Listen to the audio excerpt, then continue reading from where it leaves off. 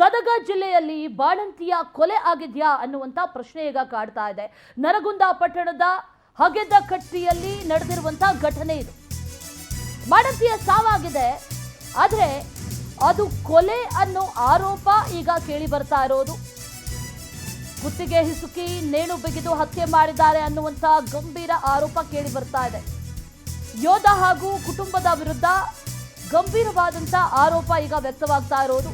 ನೇಣು ಬಿಗಿದ ಸ್ಥಿತಿಯಲ್ಲಿ ಬಾಣಂತಿ ಪವಿತ್ರ ಪತ್ತೆಯಾಗಿದ್ದಾರೆ. ವರದಕ್ಷಿಣೆ ಹಣ ತರುವಂತೆ ನಿತ್ಯವೂ ಕೂಡ ಕಿರುಕುಳ ನೀಡ್ತಾ ಇದ್ರು ಅನ್ನುವಂಥ ಆರೋಪ ಇದೆ. ಪವಿತ್ರ ಮೇಲೆ ಹಲ್ಲೆ ಮಾಡಿ ನೇಣು ಬಿದ್ದಿದ್ದಾರೆ, ಕೊಲೆ ಮಾಡಿದ್ದಾರೆ ಅನ್ನುವಂಥ ಶಂಕೆ ಈಗ ವ್ಯಕ್ತವಾಗ್ತಾ ಇದೆ. ಪತಿ ಹರೀಶ್ ಅತ್ತೆ ಮಾವನ ವಿರುದ್ಧ ದೂರು ಕೂಡ ಈಗ ದಾಖಲಾಗಿದೆ. ನರಗುಂದ ಪೊಲೀಸ್ ಠಾಣೆಯಲ್ಲಿ ಪ್ರಕರಣ ದಾಖಲಾಗಿದೆ. ಈಕೆ ಪವಿತ್ರ ಬಾಣಂತಿ, ಆದರೆ ವರದಕ್ಷಿಣೆ ಕಿರುಕುಳ ಇತ್ತು, ಪ್ರತಿನಿತ್ಯ ಇತ್ತು ಅನ್ನುವಂಥ ವಿಚಾರ ಈಗ ಒಂದು ಕಡೆ ಕೇಳಿ ಬರ್ತಾ ಇರೋದು. ಮತ್ತೊಂದು ಕಡೆಯಲ್ಲಿ ಆಕೆ ನೇಣು ಬಿಗಿದ ಸ್ಥಿತಿಯಲ್ಲಿ ಆಕೆ ಹೆಣವಾಗಿ ಪತ್ತೆಯಾಗಿದ್ದಾಳೆ, ಆದರೆ ಆಕೆಯ ಕೊಲೆ ಆಗಿದೆ ಅನ್ನುವಂಥ ಆರೋಪಗಳನ್ನು ಈಗ ಮಾಡ್ತಾ ಇದ್ದಾರೆ.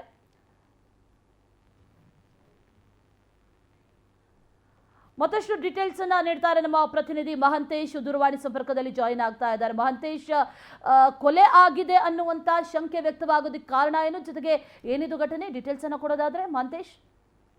ಅಶ್ವಿನಿ, ಏನು ರಾಜ್ಯದಲ್ಲಿ ಏನಂದ್ರೆ ಬಾಣಂತಿಯರ ಸಾವು ಹೆಚ್ಚೆಂದು ಕಾಣ್ತಾ ಇದೆ.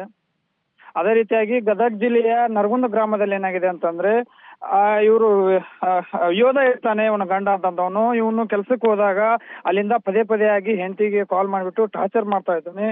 ಈಗ ಸರಿಸುಮಾರು ಕಳೆದ 2-3 ದಿನದ ಹಿಂದೆ ಬಂದು ಅವನು ಆ ಹೆಂಡತಿ ಮೇಲೆ ಅನುಮಾನ ಪಟ್ಟು ಮನೆಯಲ್ಲಿದ್ದಾಗ ಅವಳನ್ನ ಕತ್ತು ಹಿಸುಕಿ ನೇಣು ಬಿಗಿದ ರೀತಿಯಲ್ಲಿ ಹಾಕಿದ್ದಾನೆ ಅಂತಂದು ಮೃತ ಮಹಿಳೆಯ ಕುಟುಂಬಸ್ಥರ ಆರೋಪವನ್ನ ಮಾಡ್ತಾ ಇದ್ದಾರೆ. ಇದಕ್ಕೆಲ್ಲಾ ಕಾರಣ ಅಂದ್ರೆ ಗಂಡನ ಕಿರುಕುಳ ಹಾಗೂ ಏನು ವರದಕ್ಷಿಣೆ ಕಿರುಕುಳ ಮತ್ತು ಅವನು ಅನುಮಾನ ಪಡ್ತಿದ್ದ ಅನ್ನೋ ರೀತಿಯಲ್ಲಿ ಕುಟುಂಬಸ್ಥರು ಅಂದ್ರೆ ಮೃತ ಮಹಿಳೆಯ ಕುಟುಂಬಸ್ಥರು, ಬಾಣಂತಿಯ ಕುಟುಂಬಸ್ಥರು ಆರೋಪನ ಮಾಡ್ತಾ ಇದ್ದಾರೆ. ಸದ್ಯಕ್ಕೆ ನರಗುಂದ ಪೊಲೀಸ್ ಠಾಣೆಯಲ್ಲಿ ಈ ಪ್ರಕರಣ ದಾಖಲಾಗಿದೆ. Ashwini. Okay Mahantesh, thank you ಡೀಟೇಲ್ಸ್ಗೆ. ಯೋಧ ಹಾಗೂ ಆತನ ಕುಟುಂಬದ ವಿರುದ್ಧ ಈಗ ಒಂದಷ್ಟು ಆರೋಪಗಳು ಕೇಳಿ ಬರ್ತಾ ಇರೋದು.